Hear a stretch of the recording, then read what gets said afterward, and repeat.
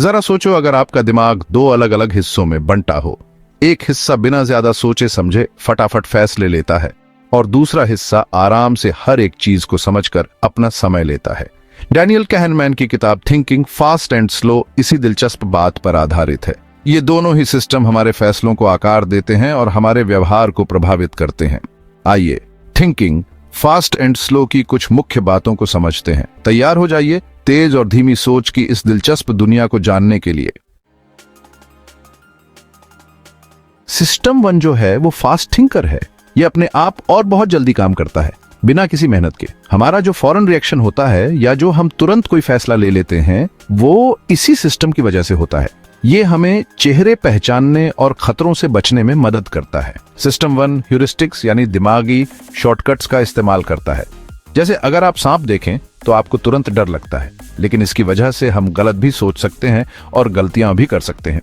जल्दी में लिए गए फैसले अक्सर गलत साबित होते हैं। अगर आपको यह समरी अच्छा लगा तो लाइक करें और पुस्तक एक्सप्रेस को सब्सक्राइब करें और ऐसे ही ज्ञानवर्धक कंटेंट के लिए जुड़े रहें। सिस्टम 2 जो है वो धीरे सोचता है। इसमें मेहनत और ध्यान केंद्रित करने की जरूरत होती है। यह सिस्टम हमारे सोच समझकर और विश्लेषणात्मक रूप से सोचने के लिए जिम्मेदार होता है। जब आप गणित का कोई सवाल हल करते हैं या यात्रा की योजना बनाते हैं तो आप सिस्टम 2 का उपयोग कर रहे होते हैं। सिस्टम 1 के विपरीत सिस्टम 2 ऑटोमेटिक न ही है। इसे एंगेज करने में समय और ऊर्जा लगती है। यह सिस्टम ज्यादा लॉजिकल होता है और इसमें गलतियां होने की संभावना कम होती है। ये हमें जानकारी का मूल्यांकन करने, विकल्पों पर विचार करने और सोच समझकर निर्णय लेने में मदद करता है। सिस्टम 2 के साथ एक चुनौती यह है कि यह आलसी हो सकता है। हमारा दिमाग सिस्टम 1 से क्विक एंड इजी आंसर्स पर निर्भर रहना पसंद करता है। सिस्टम 2 को इंगेज करने के लिए जागरूक प्रयास की आवश्यकता होती है और हम अक्सर जरूरत न होने पर इससे बचते हैं। अपने एफर्टफुल नेचर के बावजूद सिस्टम 2 जटिल निर्णय लेने के लिए आवश्यक है। ये हमें गंभीर रूप से सोचने और उन समस्याओं को हल करने की अनुमति देता है जिनके लिए केवल इंट्यूशन से ज्यादा की आवश्यकता होती है। यह समझकर कि सिस्टम 2 को कब एंगेज करना है, हम अपनी निर्णय लेने की प्रक्रिया में सुधार कर सकते हैं और फास्ट थिंकिंग के नुकसानों से बच सकते हैं। थिंकिंग फास्ट एंड स्लो में एक इंटरेस्टिंग कॉन्सेप्ट है, इल्यूजन ऑफ अंडरस्टैंडिंग। ये तब होता है जब हमें लगता है कि हम किसी चीज को समझ गए हैं, लेकिन असल में हमारा अंडरस्टैंडिंग सुपरफिशियल होता है। सिस्टम 1 अक्सर हमें ज्यादा कॉन्फिडेंस देता है। एग्जाम्पल के लिए, हमें लग सकता है कि हमें कार इंजन कैसे काम करता है समझ आता है क्योंकि हमें उसके पार्ट्स का बेसिक आइडिया है, लेकिन हमारा नॉलेज अक्सर सिंपल एक्सप्लेनेशंस तक ही सीमित होता है। जब हमें डिटेल में एक्सप्लेन करने को कहा जाता है तब हमें रियलाइज होता है कि हमारी अंडरस्टैंडिंग अधूरी है। ये इल्यूजन और भी स्ट्रांग हो जाता है उन स्टोरीज से जो हम खुद को सुनाते हैं। सिस्टम 1 कन्विंसिंग कहानियां बनाने में माहिर है, भले ही वो पूरी तरह से सही ना हो। हम बिना सवाल उठाए इन कहानियों को मान लेते हैं। इल्यूजन ऑफ अंडरस्टैंडिंग को पहचानना बहुत जरूरी है। यह हमें याद दिलाता है कि हम अपने असम्पशंस पर सवाल उठाएं और डीपर नॉलेज हासिल करें। ऐसा करके हम ओवर कॉन्फिडेंस से बच सकते हैं और ज्यादा इंफॉर्म्ड डिसीजंस ले सकते हैं। Section 5 anchoring the power of initial numbers. Anchoring एक दिमागी झुकाव है जहां हम पहली जानकारी पर बहुत ज्यादा निर्भर करते हैं। यह पहला नंबर या एंकर हमारे आने वाले फैसलों और अनुमानों को प्रभावित करता है। सिस्टम 1 इस झुकाव के प्रति विशेष रूप से संवेदनशील है। उदाहरण के लिए, अगर आपसे पूछा जाए कि क्या किसी शहर की आबादी 10 लाख से ज्यादा है या कम, तो आपका अनुमान उस संख्या से प्रभावित होगा। भले ही वास्तविक जनसंख्या बहुत कम हो, 10 लाख का एंकर आपके फैसले को प्रभावित करता है। कहनेमैन के प्रयोग एंकरिंग की शक्ति को प्रदर्शित करते हैं। एक अध्ययन में प्रतिभागियों को संख्याओं के साथ एक पहिया घुमाने और फिर संयुक्त राष्ट्र में अफ्रीकी देशों की संख्या का अनुमान लगाने के लिए कहा गया था। जिन लोगों ने ज्यादा संख्या में पहिया घुमाया, उन्होंने ज्यादा अनुमान लगाया, यह दिखाते हुए कि कैसे शुरुआती संख्या ने उनकी सोच को प्रभावित किया। एंकरिंग को समझना हमें यह पहचानने में मदद करता है कि हमारे फैसले कब पक्षपाती हो सकते हैं। इस पक्षपात के बारे में जागरूक होने से हम अपनी सोच को समायोजित करने और अधिक सटीक आकलन करने के लिए कदम उठा सकते हैं। Section 6 availability heuristic, what comes to mind. ये अवेलेबिलिटी ह्यूरिस्टिक सिस्टम 1 के द्वारा इस्तेमाल किया जाने वाला एक और मेंटल शॉर्टकट है। इसमें इस आधार पर फैसला लिया जाता है कि उदाहरण कितनी आसानी से दिमाग में आते हैं। यह ह्यूरिस्टिक पक्षपाती फैसलों का कारण बन सकता है क्योंकि यह हाल की या विशद यादों पर निर्भर करता है। उदाहरण के लिए, अगर आपने हाल ही में प्लेन क्रैश के बारे में सुना है तो आप उड़ान के खतरे को ज्यादा आंक सकते हैं। क्रैश की विशद छवि आसानी से याद आ जाती है, जो जोखिम के बारे में आपकी धारणा को प्रभावित करती है। वास्तव में सांख्यिकीय रूप से ड्राइविंग की तुलना में उड़ान भरना सुरक्षित है, लेकिन अवेलेबिलिटी ह्यूरिस्टिक आपके फैसले को विकृत कर देता है। काहनमैन का रिसर्च अवेलेबिलिटी ह्यूरिस्टिक के प्रभाव पर प्रकाश डालता है। एक स्टडी में प्रतिभागियों को दृढ़ता के उदाहरणों को याद करने के लिए कहा गया था। जिन लोगों को कम उदाहरणों को याद करने के लिए कहा गया था, उन्होंने खुद को अधिक दृढ़ बताया, सिर्फ इसलिए कि उन उदाहरणों को ध्यान में लाना आसान था। अवेलेबिलिटी ह्यूरिस्टिक को समझकर हम अपने दिमाग में आने वाली जानकारी के बारे में अधिक आलोचनात्मक हो सकते हैं। अधिक संतुलित निर्णय लेने के लिए हम अतिरिक्त डेटा की तलाश कर सकते हैं और उदाहरणों की एक विस्तृत श्रृंखला पर विचार कर सकते हैं। Section 7 representativeness the stereotype trap. Representativeness एक ह्यूरिस्टिक है जहां हम किसी इवेंट के होने की प्रोबेबिलिटी को इस बात से जज करते हैं कि वह हमारे एग्जिस्टिंग स्टीरियोटाइप्स से कितना मिलता जुलता है। सिस्टम 1 अक्सर इस शॉर्टकट का यूज करता है जिससे बायस्ड और इनएक्यूरेट जजमेंट्स होते हैं। उदाहरण के लिए, अगर आप किसी ऐसे व्यक्ति से मिलते हैं जो शांत है और किताबें पढ़ना पसंद करता है, तो आप अस्यूम कर सकते हैं कि वो एक लाइब्रेरियन है। ये जजमेंट एक लाइब्रेरियन के स्टेरियोटाइप पर बेस्ड है, जबकि वह व्यक्ति किसी भी प्रोफेशन में हो सकता है। रिप्रेजेंटेटिवनेस हमें रेलेवेंट स्टैटिस्टिकल इंफॉर्मेशन को इग्नोर करने के लिए लीड कर सकता है। कैनेमैन के एक्सपेरिमेंट्स दिखाते हैं कि कैसे रिप्रेजेंटेटिवनेस हमारी थिंकिंग को अफेक्ट करता है। एक स्टडी में पार्टिसिपेंट्स को एक व्यक्ति का डिस्क्रिप्शन दिया गया और उन्हें एक लिस्ट में से उनका प्रोफेशन चूज करने को कहा गया। ज्यादातर ने वह प्रोफेशन चूज किया जो स्टीरियोटाइप से मैच करता था, तब भी जब उन्हें स्टैटिस्टिकल डेटा दिया गया जो अदरवाइज सजेस्ट करता था। रिप्रेजेंटेटिवनेस के इन्फ्लुएंस को रिकॉग्नाइज करना हमें स्टीरियोटाइप्स के ट्रैप से बचने में हेल्प करता है। स्टैटिस्टिकल इंफॉर्मेशन को कंसिडर करके और अपने असम्पशंस पर क्वेश्चन करके हम ज्यादा एक्यूरेट जजमेंट्स ले सकते हैं।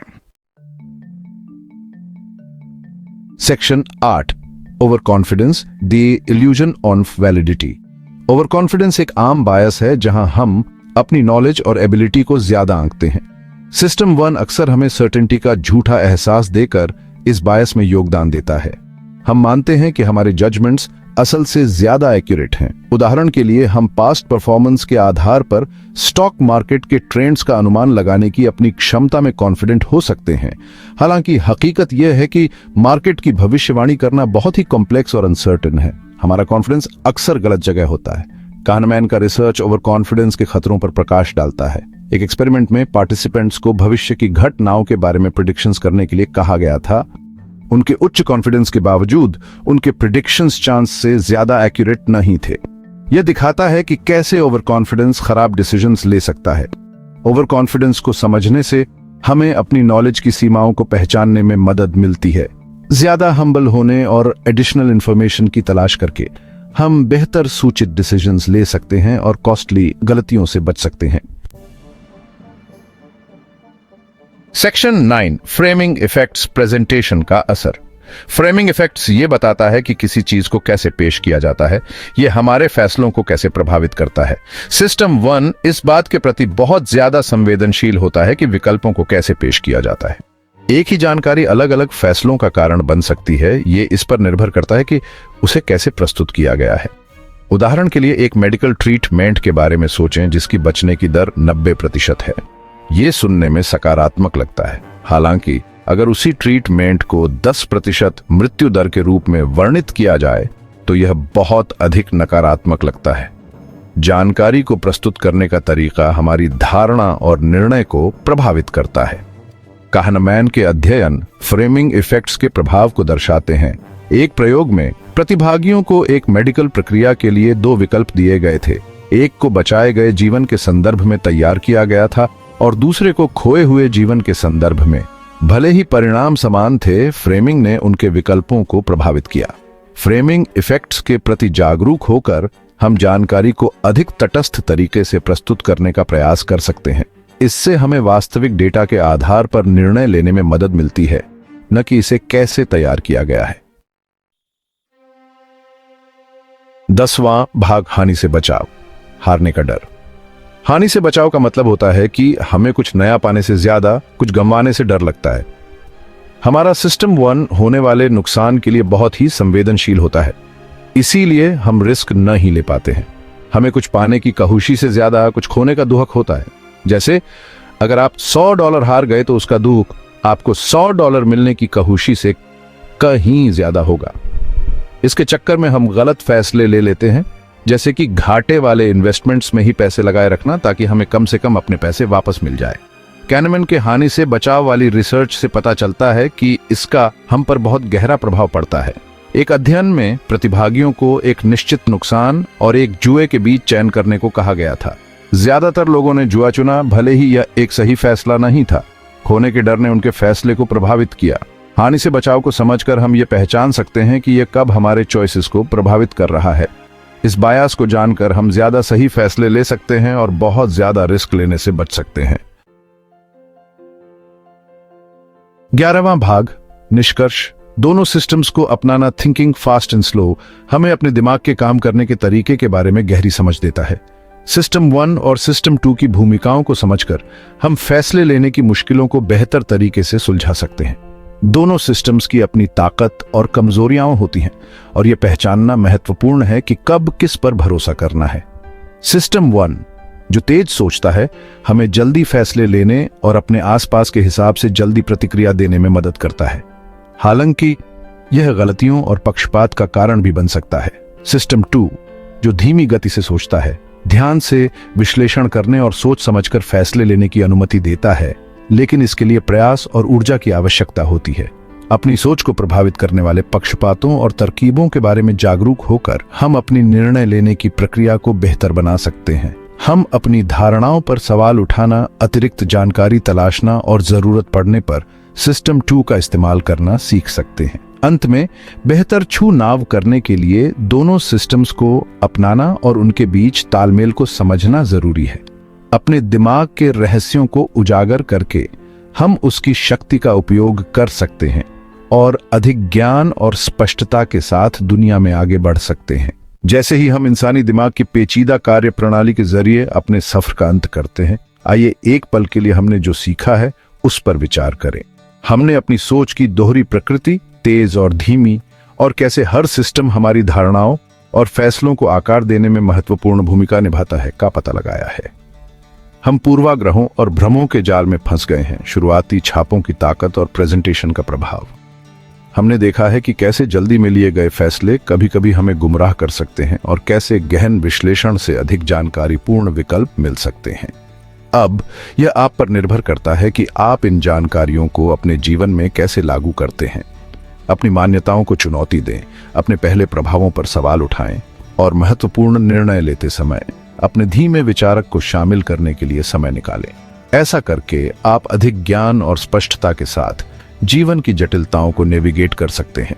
याद रखें, सिस्टम 1 और सिस्टम 2 के बीच परस्पर क्रिया को समझना केवल बेहतर विकल्प बनाने के बारे में नहीं है, यह व्यक्तियों के रूप में विकसित होने के बारे में है। यह हमारे दिमाग की पूरी क्षमता का उपयोग करने और आत्म खोज और विकास की यात्रा को अपनाने के बारे में है। मन की इस खोज में हमारे साथ जुड़ने के लिए धन्यवाद। अगर आपको यह वीडियो जानकारीपूर्ण लगा तो इसे लाइक, सब्सक्राइब और उन लोगों के साथ शेयर करना न भूलें जिन्हें इससे फायदा हो सकता है। अगली बार तक चिंतन करते रहें, विकसित होते रहें और सोचते रहें, तेज और धीमी दोनों तरह से।